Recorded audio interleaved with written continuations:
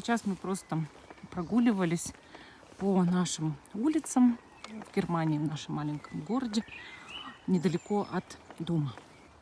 Шли мы, шли и увидели, что кто-то выбросил картину. Оказалось, что эта картина на манер, так скажем, итальянского или греческого дворика.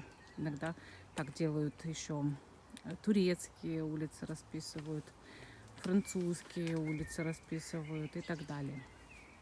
Вот такая вот картина.